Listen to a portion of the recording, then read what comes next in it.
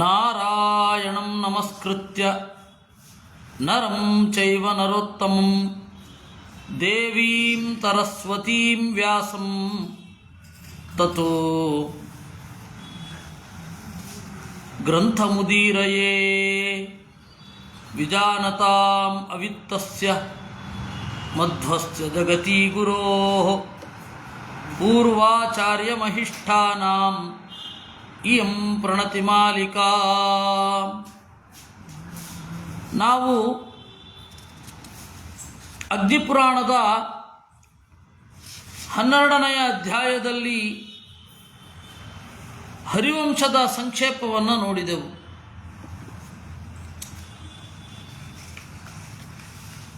ನಂತರ 13ನೆಯ ಅಧ್ಯಾಯದಲ್ಲಿ ಮಹಾಭಾರತದ ಚಿಂತನೆಯನ್ನು ಸಂಕ್ಷಿಪ್ತವಾಗಿ ಮಾಡಿಸ್ತಾ ಇದ್ದಾರೆ. ಇಲ್ಲಿ ಗಮನಿಸಬೇಕಾದ ಒಂದು ಅಂಶ ಅಂದರೆ, ಭಾರತಂ ಸಂಪ್ರವಕ್ಷ್ಯಾಮಿ ಕೃಷ್ಣ ಮಾಹಾತ್ಮ್ಯ ಲಕ್ಷಣಂ ಅಂತ. ಭಾರತ ಕೃಷ್ಣನ ಮಹತ್ವವನ್ನು ಹೇಳಲಿಕ್ಕೇನೇ ಇರೋದು ಅಂತ ಕುಮಾರವ್ಯಾಸ ಹೇಳ್ತಾನಲ್ಲ, ಕಥೆಯ ಪೇಳುವೆ ಕೃಷ್ಣ ಕಥೆಯನು ಇಳೆಯ ಜಾಣರು ಮೆಚ್ಚುವಂದದಿ ಅಂತ. ಇಳೆಯ ಜಾಣರು ಮೆಚ್ಚುವಂದದಿ ಕಥೆಯ ಪೇಳುವೆ ಕೃಷ್ಣ ಕಥೆಯನು ಅಂತ. ನೋಡಿ, ಪುರಾಣಕ್ಕೆ ಸಮ್ಮತವಾದದ್ದು. ಯಾಕೆ ಅಂದರೆ, ಭಾರತಂ ಸಂಪ್ರವಕ್ಷ್ಯಾಮಿ ಕೃಷ್ಣ ಮಾಹಾತ್ಮ್ಯ ಲಕ್ಷಣಂ. ಭೂಭಾರ ಮಹರದ್ ವಿಷ್ಣು ನಿಮಿತ್ತೀಕೃತ್ಯ ಪಾಂಡವಾನ್. ಭೂಮಿಯ ಭಾರವನ್ನು ಅಪಹಾರ ಮಾಡಿದ ದೇವರು ಪಾಂಡವರನ್ನು ನಿಮಿತ್ತರನ್ನಾಗಿಸಿ ಅಂತ ಹೇಳಿ, ಸೋಮವಂಶ ಹೇಗೆ ಶುರು ಆಯಿತು? ಪುರೂರವಸ್ಸು, ಪುರೂರವನ ಮಗ ಆಯು, ಆಯುವಿನ ಮಗ ನಹುಷ, ಹೀಗೆಲ್ಲ ಆಗಿ ನಾವು ನೋಡಿದೆವು. ಈ 13ನೆಯ ಅಧ್ಯಾಯದಲ್ಲಿ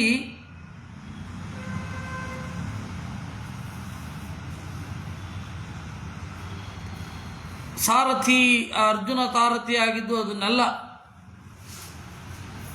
ಅವನು ಧರ್ಮರಾಜ ಕಾಡಿಗೆ ಹೋಗಿದ್ದು ಎಲ್ಲವನ್ನು ನಿರೂಪಣೆ ಮಾಡಿದ್ರು. ಕೀಚಕನ ಸಂಹಾರ ಮೊದಲಾದವುಗಳು.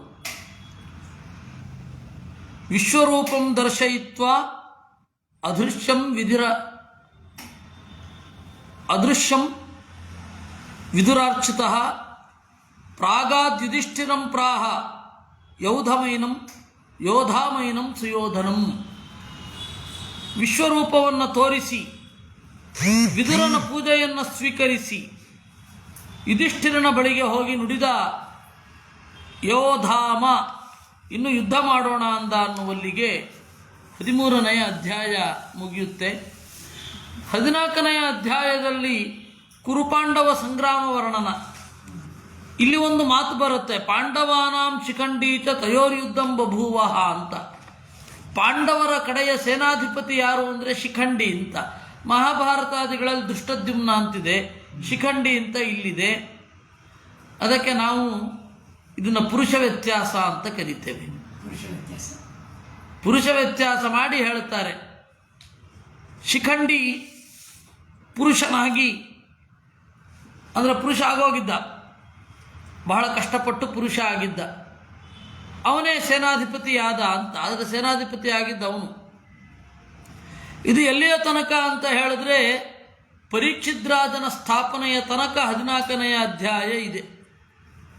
ಆಮೇಲೆ 15ನೆಯ ಅಧ್ಯಾಯದಲ್ಲಿ ಪಾಂಡವರ ಸ್ವರ್ಗಾರೋಹಣವಿದೆ. 16 ಅಧ್ಯಾಯ ಅಲ್ಲಿಗೆ ಮುಗಿಯುತ್ತೆ, 15 ಅಧ್ಯಾಯ ಮುಗಿಯುತ್ತೆ. 16ನೆಯ ಅಧ್ಯಾಯ ಬುದ್ಧಾವತಾರ ವರ್ಣನಂ ಅಂತ. ಅದನ್ನು ಹೇಳಬೇಕಿದೆ. ಪುರಾಣಗಳಲ್ಲಿ ಬುದ್ಧನನ್ನು ಹೇಗೆ ನೋಡಿದ್ದಾರೆ, ಅಗ್ನಿಪುರಾಣದಲ್ಲಿ ಬುದ್ಧನನ್ನು ನೋಡಿದ ಬಗೆ. ವಕ್ಷ್ಯೇ ಬುದ್ಧಾವತಾರಂಚ ಪಠತ ಶೃಣ್ವತೋರ್ಥದಂ ಪುರಾ ದೇವಾತುರೇ ಯುದ್ಧೇ ದೈತ್ಯೈರ್ದೇವಾ ಪರಾಜಿತಾ. ಬಹಳ ಹಿಂದೆ ಅಂದರೆ ಹಿಂದೆ ಅಂತ ಹೇಳೋದು, ವಾಸ್ತವವಾಗಿ ಆಗಿದ್ದು ಕೃಷ್ಣಾವತಾರ ಆದಮೇಲೆ. ದೇವತೆಗಳು ಮತ್ತು ದೈತ್ಯರ ಯುದ್ಧ ಆಯಿತು. ಅದರಲ್ಲಿ ದೇವತೆಗಳು ಸೋಲಿಕ್ಕೆ ಶುರು ಆದರು. ಏನು ಆ ಥರ ಯಾವುದು ಕಾಣಲಿಲ್ವಲ್ಲ. ಕೃಷ್ಣಾವತಾರ ಆದಮೇಲೆ ಯಾರೂ ಕೂಡ ಸೋಲಿಲ್ಲ ದೇವತೆಗಳು. ಯಾಕೆ ಅಂದರೆ ಸೋತೋಗಿದ್ರಲ್ಲ ದೈತ್ಯರು, ಮತ್ತೇನು ಸೋಲೋದು? ಅಂದರೆ ದೇವತೆಗಳು ಸೋಲೋದು ಅಂದರೆ ಏನು? ದೈತ್ಯರಿಗೆ ಶುದ್ಧ ಜ್ಞಾನ ಬರಲಿಕ್ಕೆ ಶುರು ಆಗೋದು ಅಂತ ಅರ್ಥ. ರಕ್ಷ ರಕ್ಷೇತಿ ಶರಣಂ ವದಂತೋ ಜಗ್ಮುರೀಶ್ವರಂ. ದೇವರ ಬಳಿ ಹೋದ್ರಂತೆ. ಆಗ ದೇವರು ಕೇಳಿದ, ಮಾಯಾ ಮೋಹ ಸ್ವರೂಪೋಸೌ ಶುದ್ಧೋಧನ ಸುತೋಭವತ್. ಅವನೇನು ಮಾಡಿದ? ಶುದ್ಧೋಧನ ಅನ್ನುವ ದೊರೆಯ ಮಗನಾದ. ಶುದ್ಧೋಧನ ಅಂತ. ಮೋಹಯಾಮಾತ ದೈತ್ಯಾನ್ಸ್ತಾನ್ ತ್ಯಾಜಿತ ವೇದ ಧರ್ಮಕಂ. ಶುದ್ಧೋಧನ ಕಡೆಯವರನ್ನೆಲ್ಲ ಮೋಹಗೊಳಿಸಿದ, ವೇದ ಧರ್ಮವನ್ನು ಬಿಡುವಂತೆ ಮಾಡಿದ. ತೇಚ ಬೌದ್ಧ ಬಭೂವೃಹಿ ತೇಭ್ಯೋನ್ಯೇ ವೇದ ವರ್ಜಿತಾ. ಆಮೇಲೆ ಅವರೆಲ್ಲ ಬೌದ್ಧರಾದರು. ಆದರೆ ವೇದವನ್ನು ಇವ್ರ ಜೊತೆಗೆ ಬಿಟ್ಟವರು, ಬುದ್ಧನನ್ನು ಅನುಸರಿಸದವರೂ ಇದ್ದರು. ಆರ್ಹಂತಹ ಸೋಭವತ್ ಪಶ್ಚಾತ್ ಆರ್ಹತಾನ್ಸ್ತೋ ಕರೋತ್ಪರಾನ್.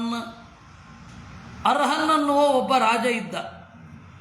ಅವನು ಬುದ್ಧನ ಮಾತು ನಡವಳಿಕೆಗಳು, ವೃಷಭನಾಮಕ ಪರಮಾತ್ಮನ ಬುದ್ಧ ಮಾತು ನಡವಳಿಕೆಗಳನ್ನು ತಪ್ಪಾಗಿ ತಿಳ್ಕೊಂಡ.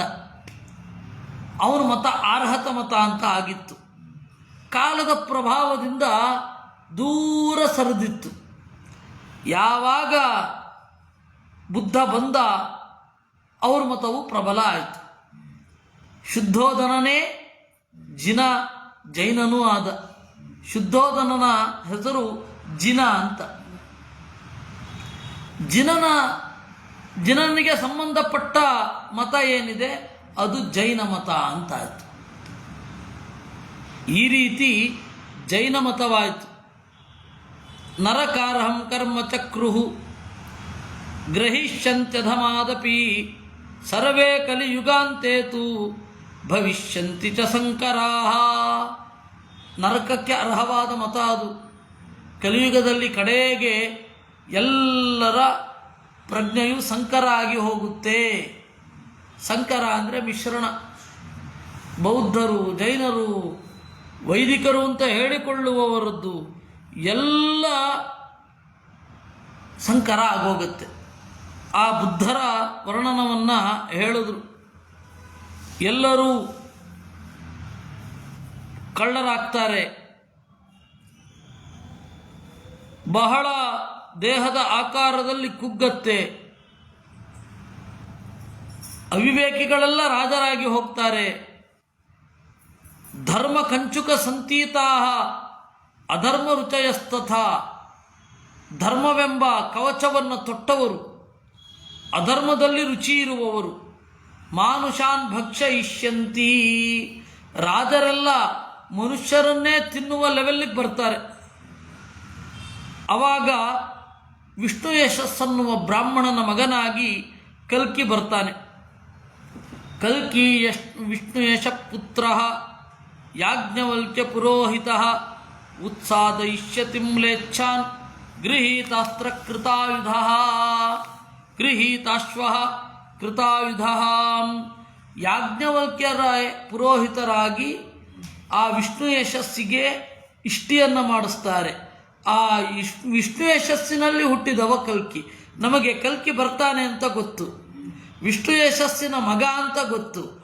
ಅವನಿಗೆ ಮಾರ್ಗದರ್ಶಕ ಗುರು ಯಾರು ಅಂತ ಹೇಳಿ ಗೊತ್ತಿಲ್ಲ. ಇಲ್ಲಿ ಗೊತ್ತಾಯಿತು, ಯಾಜ್ಞವಲ್ಕ್ಯ ಪುರೋಹಿತ ಅಂತ. ಕಲ್ಕಿ ರೂಪಂ ಪರಿತ್ಯಜ್ಯ ಹರಿಸ್ವರ್ಗಂ ಗಮಿಷ್ಯತಿ. ಆಮೇಲೆ ಎಲ್ಲ ಚಾತುರ್ವರ್ಣಗಳಲ್ಲಿ ಜನರನ್ನು ತೊಡಗಿಸುತ್ತಾನೆ. ಕಲ್ಕಿ ರೂಪವನ್ನು ತೊರೆದು ದೇವರು ಸ್ವರ್ಗಕ್ಕೆ ಹೋಗ್ತಾನೆ. ಆಮೇಲೆ ಕೃತಯುಗ ಹಿಂದಿನಂತೆಯೇ ಆಗತ್ತೆ. ವರ್ಣಾಶ್ರಮ ಧರ್ಮಗಳೆಲ್ಲ ನೆಟ್ಟಿಗಿರುತ್ತೆ. ವಿಷ್ಣುವಿನ ದಶಾವತಾರಗಳನ್ನು ಯಾರು ಕೇಳುತ್ತಾರೆ ಅವರು ಎಲ್ಲ ಕಾಮನೆಗಳನ್ನು ಪಡಿತಾರೆ, ಸ್ವರ್ಗವನ್ನು ಹೊಂದುತ್ತಾರೆ ಅನ್ನುವಲ್ಲಿಗೆ ಷೋಡಶೋಧ್ಯಾಯ 16ನೆಯ ಅಧ್ಯಾಯ. ಅಗ್ನಿರುವಾಚ ಅದ ಅಂಗುಲ ಅಷ್ಟು ಅಂಗುಲಕ್ಕಾಗ್ಬಿಡ್ತಾರೆ ಅಂತ. ಮುಂದೆ ಇನ್ನೂ ಚಿಕ್ಕ ಕಡಿಮೆ ಆಗ್ತಾ ಹೋಗ್ತಾರಂತೆ.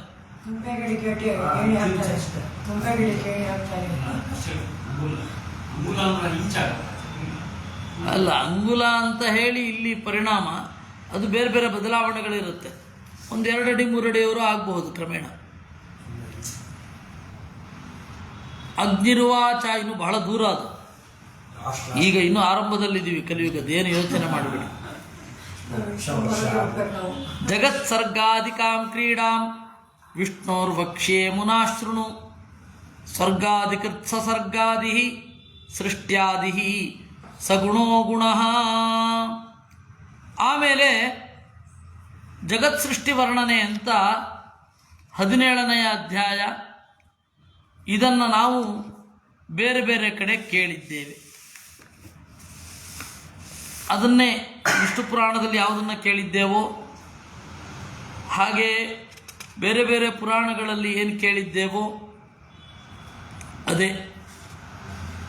ಅದರಿಂದಾಗಿ ಇಲ್ಲಿ ಏನು ಅಂತಹ ವಿಶೇಷ ಇಲ್ಲ. ಈ ಒಂದು 17ನೆಯ ಅಧ್ಯಾಯ ಮುಗಿಯುತ್ತೆ.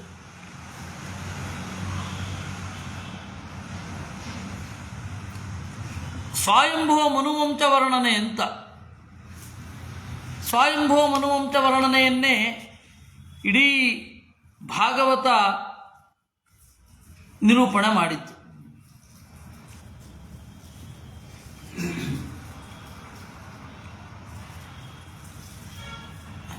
ಇಲ್ಲಿ ಕಾಶ್ಯಪ ವಂಶವನ್ನು ಕೂಡ ವರ್ಣನೆ ಮಾಡೋದು ಇದೆ.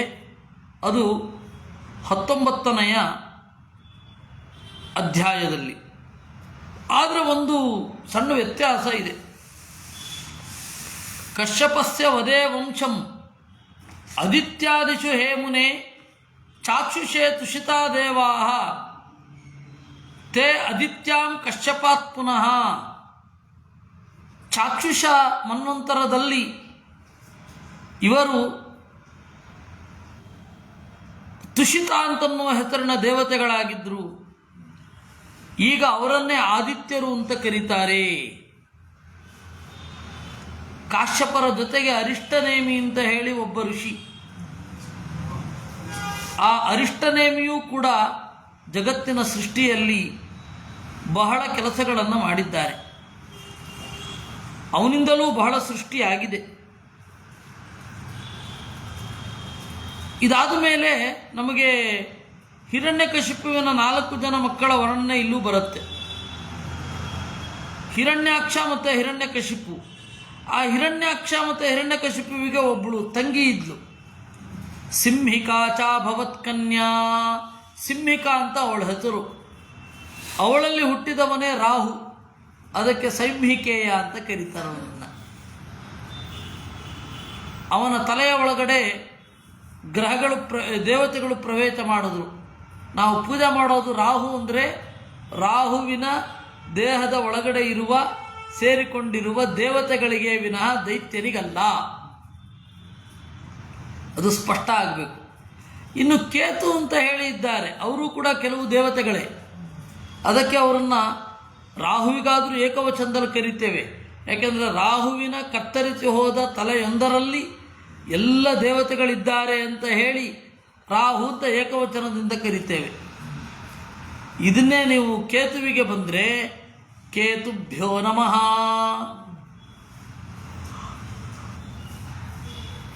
ಕೇತುಗಳಿಗೆ ನಮಸ್ಕಾರ. ಯಾಕೆಂದರೆ ಅಲ್ಲಿ ಬಹಳ ಜನ ಕೇತು ಅಂತನ್ನುವ ಹೆಸರಿನ ದೇವತೆಗಳೇ ಇದ್ದಾರೆ. ಸಮೂಹ ಅಲ್ಲ, ಕೇತು ಅಂದರೆ ಸಮೂಹ ಅಲ್ಲ. ಈ ಕೇತು ಅಂತನ್ನುವ ಹೆಸರಿನಿಂದ ಸಮೂಹವನ್ನು ಚಿಂತನೆ ಮಾಡೋದು. ಆಯಿತಾ? ಅದು ನಮಗೆ ಬೇಕಾದದ್ದು. ಹಿರಣ್ಯಾಕ್ಷ ಹಾಗೂ ಹಿರಣ್ಯಕಶಿಪುವಿನ ತಂಗಿ ಸಿಂಹಿಕೆ, ಅಲ್ಲಿ ಯಾವ ರೀತಿ ರಾಹು ಅನ್ನೋನು ಬಂದ ಅಂತ. ಇನ್ನು ಹಿರಣ್ಯಾಕ್ಷನಿಗೆ 5 ಜನ ಮಕ್ಕಳು, ಶಂಬರ, ಶಕುನಿ, ದ್ವಿಮೂರ್ಧ, ಶಂಕರ ಅಂತ. ಧನುವಿನ ಮಕ್ಕಳು ಬೇಕಾಷ್ಟು ಜನ ಇದ್ದರು. ಧನುವಿನ ಮಕ್ಕಳಲ್ಲಿ ಒಬ್ಬ ವೃಷಪರ್ವ, ದಾನವ. ಆ ದಾನವನ ಮಗಳು ಶರ್ಮಿಷ್ಠೆ. ಹೀಗೆ ಆ ಕುಲ ಅಂತನ್ನೋದು ಬೆಳೀತು. ಪ್ರಹ್ಲಾದನ ಕುಲದಲ್ಲಿ 4 ಕೋಟಿ ನಿವಾತ ಕವಚ ರಾಕ್ಷಸರು ಬಂದರಂತೆ. ಪ್ರಹ್ಲಾದನ ಕುಲದಲ್ಲಿ, ಏಕೆಂದರೆ ಹಿರಣ್ಯಕಶಿಪುವಿಗೆ 4 ಜನ ಮಕ್ಕಳು, ಪ್ರಹ್ಲಾದ, ಸಂಹ್ಲಾದ, ಹ್ಲಾದ, ಅನುಹ್ಲಾದ ಅಂತ. ಇಷ್ಟು ಜನರ ವಂಶದಲ್ಲಿ ಸುಮಾರು 4 ಕೋಟಿ ನಿವಾತ ಕವಚ ರಾಕ್ಷಸರು ಆ ವಂಶದಲ್ಲಿ ಮುಂದೆ ಬಂದರು. ಅಸಂಖ್ಯರಾಗಿದ್ದಾರೆ ದಾನವರು. ಆಯಿತಾ? ಅಲ್ಲಿ ತನ್ನ ಮಕ್ಕಳು ಸೋಲ್ತಾ ಇದ್ದಾಗ ದಿತಿ ವೈಷ್ಣವ ಯಾಗವನ್ನು ಮಾಡಿ ಪಡೆದವರೇ ಮರುದೇವತೆಗಳು. ಇಷ್ಟು ಸಂಗತಿಯನ್ನು ಒಳಗೊಂಡು ಪ್ರತಿಸರ್ಗೋಯ ಮೀರಿತಃ. ಪ್ರತಿಸರ್ಗ ಅಂದರೆ ಪ್ರತಿಸರ್ಗ, ಪರ್ಟಿಕ್ಯುಲರ್ ಆಗಿ ಇವರಿವರಿಗೆ ಒಡೆಯ ಅಂತ ಅದನ್ನು ಹೇಳ್ತಾರೆ. ದ್ವಿಜೌಷಧೀನಾಂ ಚಂದ್ರಸ್ತು, ಔಷಧಿಗಳಿಗೆ ಬ್ರಾಹ್ಮಣರಿಗೆ ಚಂದ್ರ. ಅಪಾಂತು ವರುಣೋ ನೃಪಃ, ನೀರಿಗೆ ವರುಣ. ರಾಜರಿಗೆ ಕುಬೇರ, ಸೂರ್ಯರಿಗೆ ವಿಷ್ಣು, ವಸುಗಳ ಒಡೆಯ ಪಾವಕ, ಮರುದೇವತೆಗಳ ಒಡೆಯ ವಾಸವ, ಪ್ರಜಾಪತಿಗಳಿಗೆ ದಕ್ಷ, ದಾನವಾಧಿಪ ಪ್ರಹ್ಲಾದ. ಹೀಗೆ ಪ್ರತಿಸರ್ಗ ಅಂತ ಒಂದೊಂದು ಗುಂಪು. ಆ ಗುಂಪಿಗೆ ಯಾರು ರಾಜ, ಅವರ ನಡೆ ಏನು, ಇದನ್ನು ನಿರ್ಣಯ ಮಾಡುವಂಥದ್ದು. ಇಲ್ಲಿಗೆ 19ನೇ ಅಧ್ಯಾಯ ಮುಗಿಯುತ್ತೆ. ಆಮೇಲೆ ಅಗ್ನಿರುವಾಚ ಪ್ರಥಮೋ ಮಹತಃಸರ್ಗಃ ವಿಜ್ಞೇಯೋ ಬ್ರಹ್ಮಣಸ್ತುತಃ ತನ್ಮಾತ್ರಾಣಾಂ ದ್ವಿತೀಯಸ್ತು ಭೂತಸರ್ಗೋ ಹಿ ಸಸ್ಮೃತಃ. ಮೊದಲನೆಯ ಸೃಷ್ಟಿ ಮಹತ್ತತ್ವದ ಸೃಷ್ಟಿ ಅಂತ. ಅದನ್ನು ಭಾಗವತ ಪ್ರಥಮೋ ಮಹತಃಸರ್ಗಃ ಗುಣವೈಷಮ್ಯ ನಾಮಕಃ ಅಂತ ಅಲ್ಲಿ ಸ್ವಲ್ಪ ವೈಜ್ಞಾನಿಕವಾಗಿ ಇದೆ. ಇಲ್ಲಿ ಏನಿಲ್ಲ, ಮಹತ್ತತ್ವದ ಸೃಷ್ಟಿ ಆಯಿತು. ದ್ವಿತೀಯಸ್ತ್ವಹಮೋ ಯತ್ರ, ಎರಡನೆಯ ಸೃಷ್ಟಿ ಏನಿದೆ ಅದು ಅಹಂತತ್ವದ ಸೃಷ್ಟಿ. ಭೂತಸರ್ಗೋ ಹಿ ಸಸ್ಮೃತಃ ವೈಕಾರಿಕಸ್ತೃತೀಯಸ್ತು ಸರ್ಗ ಇಂದ್ರಿಯಕ ಸ್ಮೃತಃ. ಮೂರನೆಯದ್ದು ವೈಕಾರಿಕ ಸೃಷ್ಟಿ, ಅದು ಇಂದ್ರಿಯಕ್ಕೆ ಗೋಚರ ಆಯಿತು. ಇದಿಷ್ಟು ಪ್ರಾಕೃತ ಸರ್ಗ. ಪ್ರಾಕೃತ ಸೃಷ್ಟಿಗೆ ಒಂದು ವಿಚಿತ್ರವಾದ ಶಬ್ದ ಇದೆ, ಸಂಭೂತೋ ಬುದ್ಧಿಪೂರ್ವಕ. ಬ್ರಹ್ಮದೇವರು ಬುದ್ಧಿಪೂರ್ವಕವಾಗಿ ಈ ತರಹದ ಒಂದು ಸೃಷ್ಟಿಯನ್ನು ಮಾಡಿದ್ದು ಅಂತ. ಆಮೇಲೆ ಸ್ಥಾವರ ಸೃಷ್ಟಿ, ತಿರ್ಯಕ್ ಸೃಷ್ಟಿ, ಊರ್ಧ್ವಸ್ರೋತಸ್ಕರ ಸೃಷ್ಟಿ, ಅಧಸ್ರೋತಸ್ಕರ ಸೃಷ್ಟಿ, ಅನುಗ್ರಹ ಸೃಷ್ಟಿ ಅಂತ. ಈ ಅನುಗ್ರಹ ಸೃಷ್ಟಿ ಏನಿದೆ ಇದು ಭಾಗವತದ ಕಾನ್ಸೆಪ್ಟ್ಗೆ ಹೊಸದು. ಭಾಗವತ ಅನುಗ್ರಹ ಸೃಷ್ಟಿ ಅಂತ ಹೇಳಲಿಲ್ಲ. 9 ತರಹದ ಸೃಷ್ಟಿಯನ್ನು ಅದು ಹೇಳಿದ್ದು. ಆಮೇಲೆ ಎಲ್ಲ ಋಷಿಗಳು ಯಾವ ರೀತಿ ಬಂದರು ಅನ್ನೋದನ್ನು ನಿರೂಪಣೆ ಮಾಡಿದ್ದಾರೆ.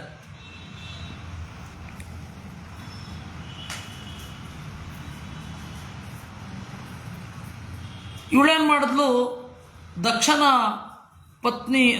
ಪುತ್ರಿ ಒಬ್ಬಳು ಇದ್ಲು, ಸತಿ ಅಂತ. ದಕ್ಷಕೋಪಾಚ್ಚ ತದ್ಭಾರ್ಯ ದೇಹಂ ತ್ಯತ್ಯಾಜ ಸಾ ಸತಿ. ಸತಿ ಅಂತ ಅವಳ ಹೆಸರು, ಒಳ್ಳೆಯವಳು ಅಂತ.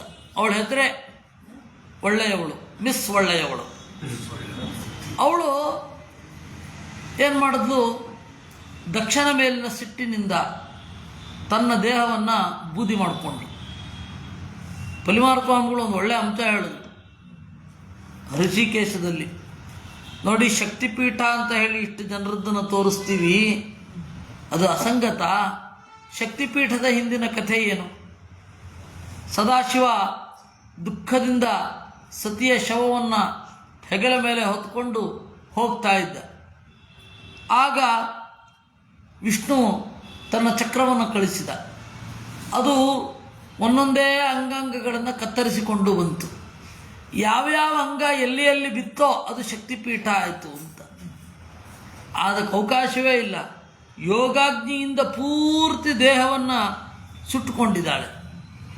ಬೇಕಾದ್ರೆ ಬೂದಿ ತೊಗೊಂಡು ಹೋಗ್ಬೋದು ಅಷ್ಟೇ, ಮೈ ಅಂತೂ ಆಗಲ್ಲ.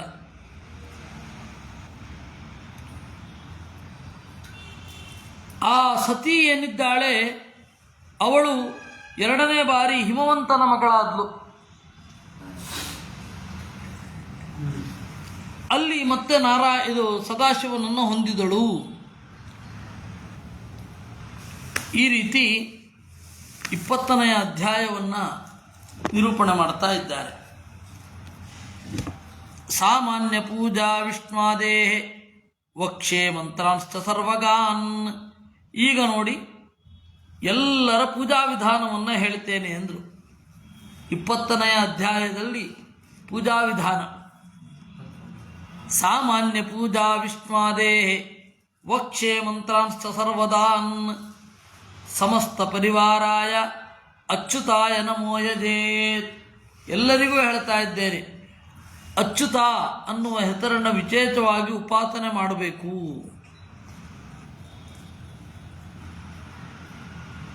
ಎಲ್ಲ ಕಡೆ ನಮಸ್ಕಾರ ಮಾಡುವಾಗ ನಾವು ಇಷ್ಟು ಜನರನ್ನು ನೆನಪಿಸ್ಕೊಳ್ಬೇಕು, ಅಥವಾ ನೆನಪಿಸ್ಕೊಂಡ ಮೇಲೇ ನಮಸ್ಕಾರ ಮಾಡಬೇಕು.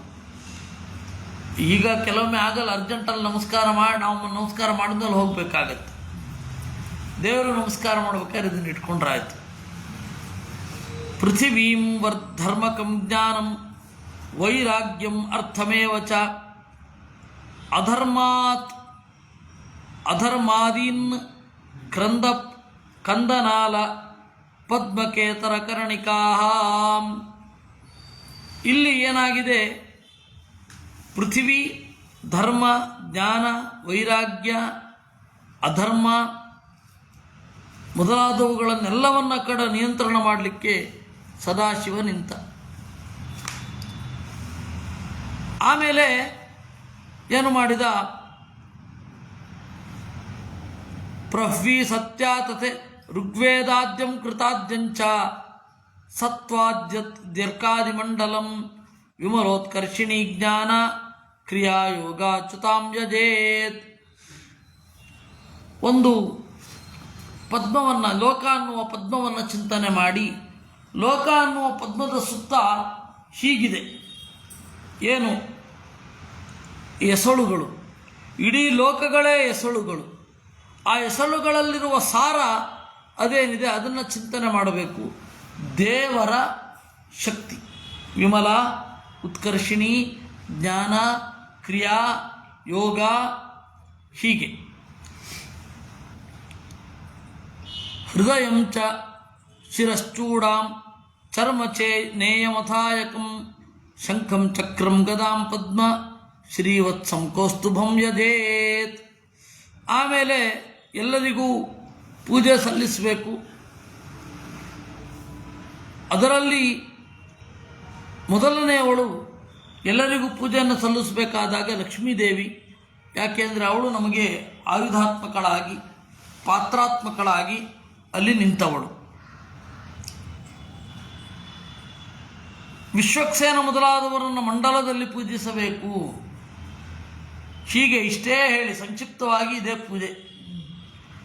ಇನ್ನು ಇಷ್ಟು ಹೇಳಿ ಮಡಿಬಟ್ಟೆ ಬರ್ತಾ ಇಲ್ವಲ್ಲ ಅಂತ ನೋಡಿದ್ರೇನು ಬರಲ್ಲ ಅದು. ಈಶಾನಂ ತಮಜಂ ಶಾಸ್ತ್ರಂ ವಾಹನಂ ಕುಮುದಾದಿಕಂ ವಿಶ್ವಕ್ಸೇನಂ ಮಂಡಲಾದೌ ಸಿದ್ಧಿ ಪೂಜಾ ದಿನ ಭವೇತ್. ಇದೇ ರೀತಿ ಇನ್ನೊಂದು ಪೂಜೆಯೂ ಇದೆ. ವಿಶ್ವಕ್ಸೇನ ಮತ್ತು ಮಂಡಲದಲ್ಲಿ ಬೇರೆ ಎಲ್ಲ ದೇವತೆಗಳು ನಡುವೆ ಮಧ್ಯನನ್ನು ಚಿಂತಿಸಿ ಹೋಮ ಮಾಡಬಹುದು, ಪಾರಾಯಣ ಮಾಡಬಹುದು.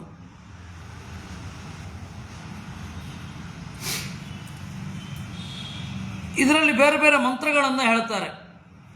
ಆ ಮಂತ್ರಗಳೆಲ್ಲ ಈಗೇನು ಪ್ರಯೋಜನ ಇಲ್ಲ. ಏಕೆಂದರೆ ಅಹಿರ್ಬುದ್ಧ ಮಂತ್ರದಲ್ಲಿ, ಅಹಿರ್ಬುದ್ಧ ಸಂಹಿತೆಯಲ್ಲಿ ಆಯುಧಗಳನ್ನು ಎಸೆಯುವ ಬಗೆಗೆ ವಿಸ್ತಾರವಾದ ಚಿಂತನೆಗಳಿದೆ. ಯಾವ ಆಯುಧಕ್ಕೆ ಯಾವ ಮಂತ್ರ, ಯಾವ ಅಸ್ತ್ರಕ್ಕೆ ಯಾವ ಮಂತ್ರ ಅಂತ ಇದೆ. ಇಷ್ಟೇ ಹೇಳ್ತಾರೆ, ಕಲಿಯುಗದಲ್ಲಿ ಇದನ್ನೆಲ್ಲ ಪ್ರಯೋಗ ಮಾಡಲಿಕ್ಕೆ ಹೋಗಬೇಡಿ ಅಂತ. ಕಲಿಯುಗದಲ್ಲಿ ಈ ಒಂದು ಆಸೆ ಇಟ್ಟುಕೊಂಡು ಜಪ ಕೂಡ ಮಾಡಬೇಡಿ ಅಂತ ಹೇಳ್ತಾರೆ. ಅದರಿಂದಾಗಿ ಇತ್ತು ಅಂತ ತಿಳಿಯೋಣ, ಈಗ ಬೇಕು ಅಂತ ಅನ್ನುವ ಹಠ ಬೇಡ. ಸಣ್ಣ ಪುಟ್ಟ ರೀತಿಯಿಂದ ರಕ್ಷಣೆ ಮಾಡುತ್ತೆ, ಕಾಣಲ್ಲ ಎದುರುಗಡೆ.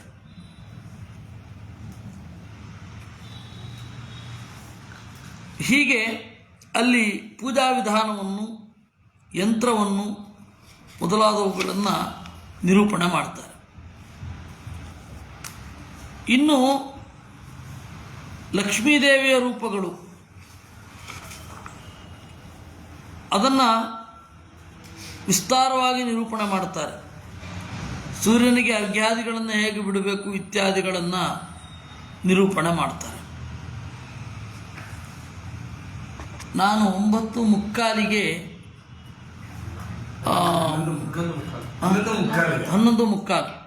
11:15 ಇದನ್ನು ಮಾಡ್ತೇನೆ, ವಿಷ್ಣು ತತ್ವ ನಿರ್ಣಯ ಮಾಡ್ತೇನೆ. ಈಗ ನಾವು ಪೂಜೆಯನ್ನು ಮಾಡೋದು ಹೇಗೆ ಅಂತ ಅನ್ನೋದನ್ನು ಸಂಕ್ಷಿಪ್ತವಾಗಿ ನೋಡಿದ್ದೇವೆ. ಅದರಲ್ಲಿ ಬರುವಂತಹ ಒಂದು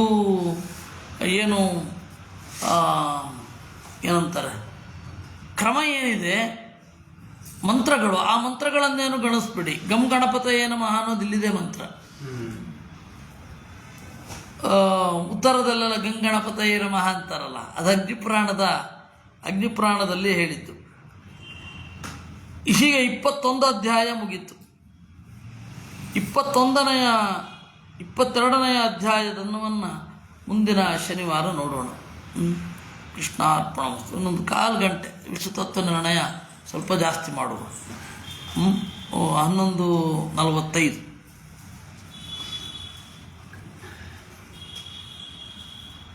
ಮನೆ ಸಂಬಂಧ ಆಗ್ತಾಯಿದ್ರು ಅಸೈನ್ಮೆಂಟ್. ಆ ಹುಡುಗ ಅಂತೂ ಚೆನ್ನಾಗಿ ಅವ್ನು ಪೂರ್ವ ಪಕ್ಷಿಗೆ ಪ್ರಬಲವಾಗಿತ್ತು ಅಂತೆ.